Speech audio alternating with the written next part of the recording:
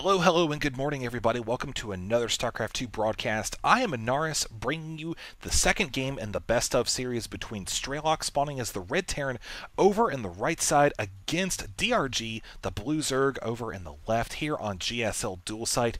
Currently, DRG is actually down 0-1 against Strelok, which is rather impressive, I must say, because like I mentioned in the first game, DRG has an incredibly strong ZvT matchup.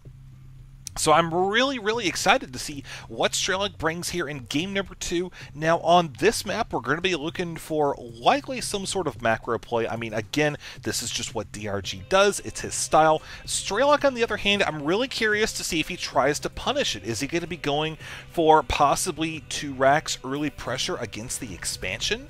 Or is he going to be trying to force a macro game here out of DRG, which can be pretty dangerous, as we saw in game number 1. Strelok, honestly, you know, he was being kept on his toes there for quite some time. He had an exceptionally strong push out there in the late game. I really liked how he did that in combination with the drops, just yanking DRG's forces all around the map, and really just culminated in DRG not being able, basically, not being able to have enough of a force to deal with the bulk of Strelok's army after having run around and dealt with so many drops. So here we are now, with a game that I'm sure will provide lots of entertainment here. Now let's actually start to look at the builds a little bit. We have DRG currently sitting on 16 supply, going to be going for a 16 hatch right there.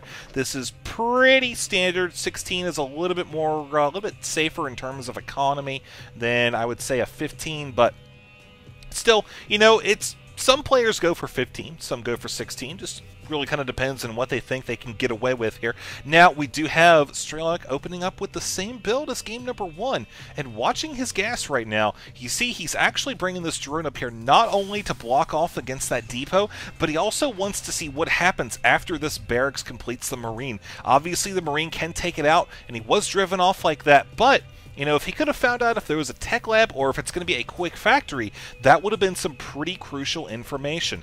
Now, DRG does have his overlord placed at a very nice spot right here, as this does give him vision of this area right here, plus down here, which is a path that, you know, the AI will just kind of take your units on if you tell them to go across the map. Of course, we see Strelok with an SCV down here, just going to be scouting out his opponent, seeing what's going on. Doesn't see anything too enlightening. I mean, we've got the pull, we've got the gas. Everything looks pretty standard there. So I think that he's going to be feeling safe to drop his command center at some point in the near future here. Of course, we do have a reactor going down with a factory.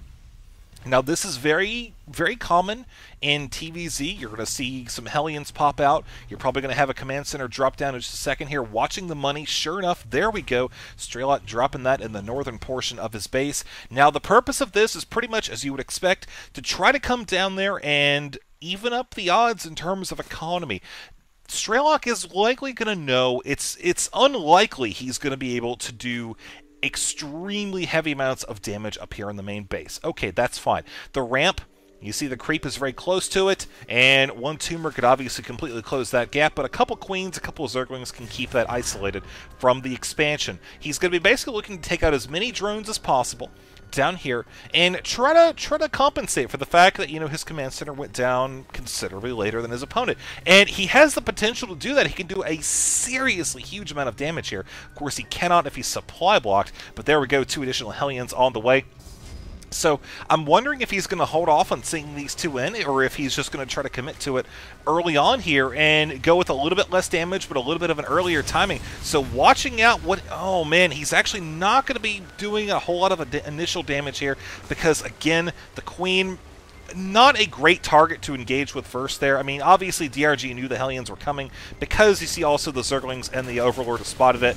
But more importantly, you know, the fact that the Queen was here, the creep has already started to spread out. It kind of told Strelok, you know what, I've got the ability to chase you around any area where you're going to be damaging, so I'm going to be able to delay this at least for a little while. So Strelok realized what's going on, and he's actually going to be taking out a creep tumor, which is a pretty annoying thing to have to deal with as a Zerg player early on, because again, you're at this stage of the game, energy is not something you have tons of right now. You know, you're still kind of running bare minimum between injects, so you'll start to, it's not quite as bad in the later stages of the game. But now here we go with the Hellions actually managing to get caught up by DRG. Fantastic flank attack there. Oh, that was absolutely beautiful, but he's not going to quite have enough to wrap it up, as these Hellions will be running in, getting a little bit too close to those drones there, but nailing some good shots. Still got to be very careful, as those Queens, man, they have a range of 3 on their attack, and you see it right there, just extending her arms off of the creep,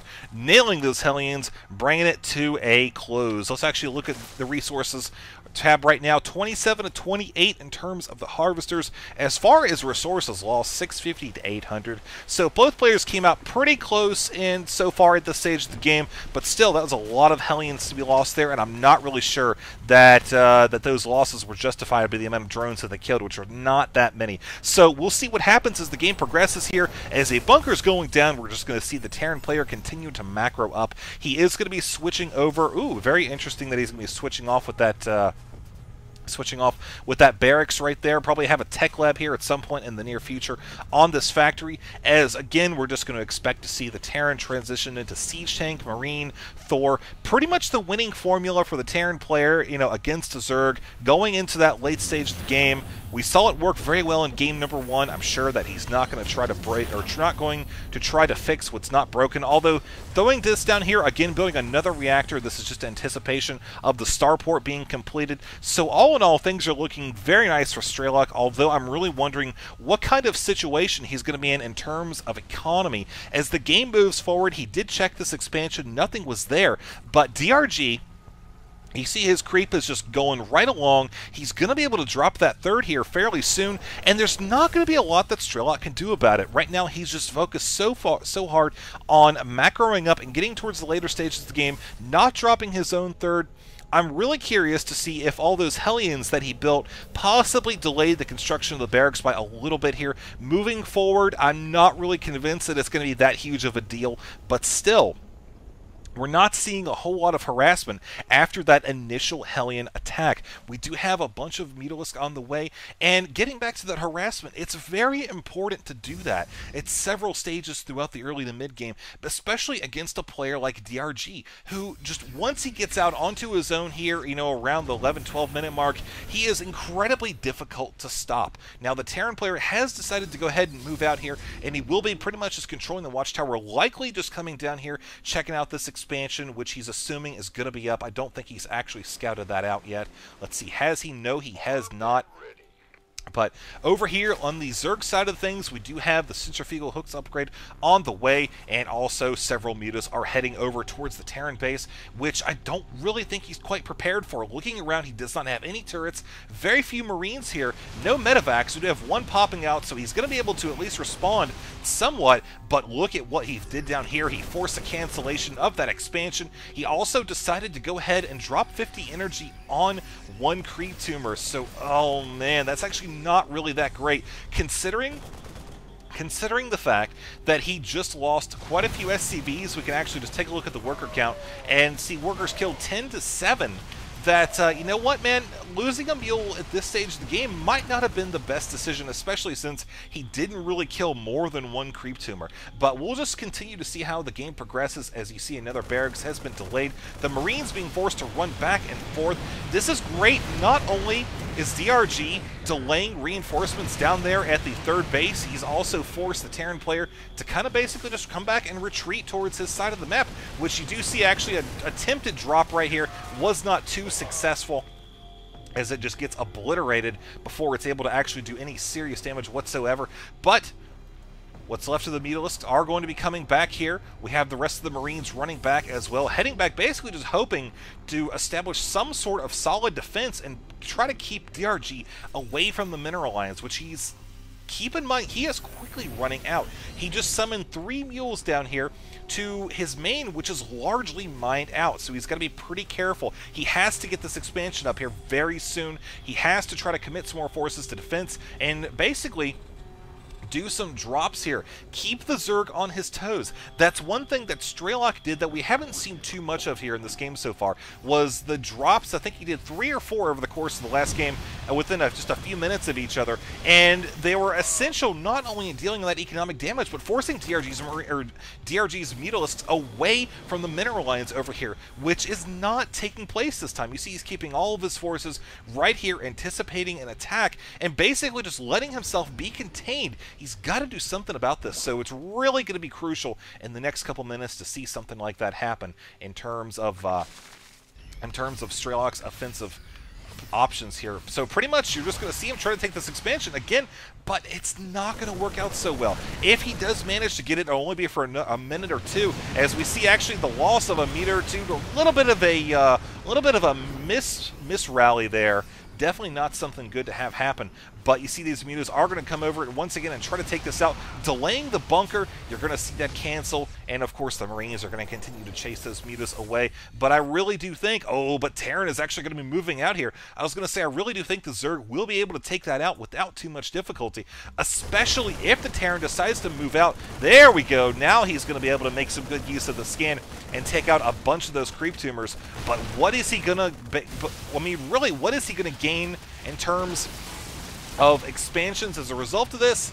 Nothing. He's going to lose that command center. Another 400 minerals down the drain. He was hoping to come down here and put some pressure, force a defensive response from DRG, but that's not going to be the case. He's killed so many creep tumors, and DRG is like, okay, that's fine. You want to take those creep tumors? I will take your command center, and we'll call it good. Okay? Okay. So I think DRG is sitting in a pretty comfortable position right now. He does stand to lose this expansion. Yes, we just look at the units tab real quick, and we see 19 Banelings are currently here in the Zerg arsenal. You're seeing most of those parked outside right here, actually all of them, as he does have double upgrades, tier 1 on the way. Of course, this expansion will be taken out. Nice Marine spread there, so we can expect some good micro from Strelok. As we notice over here, some reinforcements will be cut off. This is actually a huge deal, losing so many Marines, plus the siege tank. Oh man, that could have added so much to this army down here, which you see Strelok is anticipating an attack from the north. Keep in mind, there are only 2 medevacs right now, one of which is very low on health and energy. The other one has next to nothing as well, so it's going to be very, very difficult to actually hold off an assault, which we could be seeing here. I don't know, Zerg is kind of wondering if he should commit to this or not. No, he's not going to do so, as he realizes those siege tanks do have firing position over here on basically both sides. So we could actually see a flank attack coming in from the north and the west. Here we go, folks. Zerglings getting a decent surround on the siege tanks. Marines are trying to run away, but there are so many Mutalisks here in the Zerglings, as well as the Banelings going to be running it. Oh, he's going to run those Marines! No! He does not. Loses every single one of them, not even trying to run away. I mean, really, he would have actually lost those eventually, but still, he could have killed a couple extra ones. It looks like there was an attempted drop. We saw that, kind of keeping an eye on it in the mini-map. Did not actually end up with any serious gains as a result. Does lose another medevac, though. This is great play by DRG. I have to say, he lost the expansion. Okay, that's fine. You can see he's going to rebuild it, but he has managed to hold on to this one, saturate it completely, and has inched closer towards the high yield. Of course, that'll be a great addition if he's able to capture that. But the fact that he has this hatchery so close to the Terran base does provide a forward attack position, as we see the Zerg players actually committing to a very big assault here on the main base. Bunker so close to going down, it does fall. The Thor up here, up at the top of the ramp, trying to do any splash damage that he can to the Mutalisks, not quite able to realize any significant gains in that area, so the Mutas will be able to run free. Looking back down here, we see the Zerg is going to be gathering his forces once again. Basically, this expansion has finally started to take hold. SCVs have transferred over. But, I mean, really, you look at the state of Strelok's economy right now. You see he is just barely under 1,000 minerals per minute. Gas, certainly nothing great. And Zerg, of course, has a commanding lead with 74 workers. If we look at the resources lost tab, we could just kind of take a quick look at how things are progressing. Terran about 1,000 resources behind his opponent.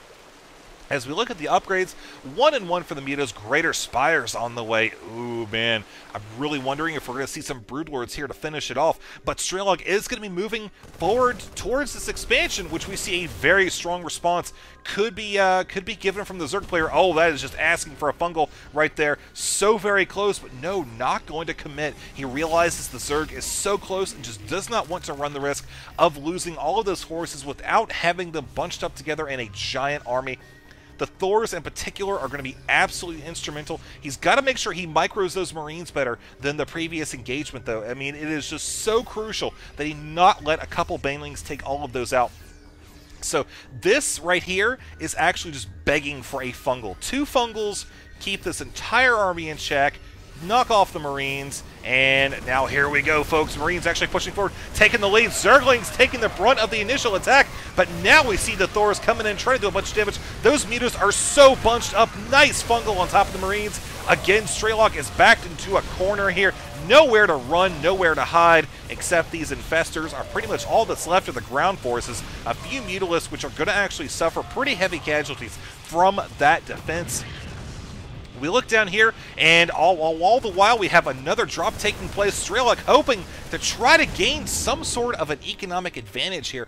At this point, this is really the only option that he has. He just threw his army at this base, was not able to realize any significant gains. We look at the economy now and see 70 to 45, so a few workers were lost. That's about it. This expansion is going to be taken out. The high yield going down. DRG might just decide to go ahead and let that go, as we see a couple Zerglings running in, trying to pretty much just see what they could do, test the defenses. Obviously, there is enough to hold off against that, but now we have the drop coming once again. This time could actually be heading down in this portion of the base. Keep in mind there is also a force, very small but nonetheless capable, over here at the top, which will encounter some Broodlords. Nice pickup there with the medevac. He's got to watch out for those Mutas, as they will be on the hunt in just a second or two. We're going to have a fungal. No, he is just going to be content to let those Mutas do their own thing. And now we see StrelokK pretty much just on the run overall from all different angles. We just look at the army size, 108 to 188. It's been pretty lopsided for some time, but still, I mean, you saw StrelokK in game number 1. He went basically with 3 bases against 5 and was able to just puncture the defenses and do so much damage in one swing that DRG was forced to GG. But now DRG has this additional tech this game. He's had the lead for quite some time. Oh no, another fungal, losing all those Marines. These are just losses that StrelokK cannot afford to have at this stage of the game. Really any stage, but especially not now when this is just the bulk of his forces. So here we go. There's the GG from StrelokK, concluding game number 2 in this best of series from the Intel Extreme Masters Tournament in New York. I am Anaris. Thank you for watching. Let's go on to game number 3 and see what happens next.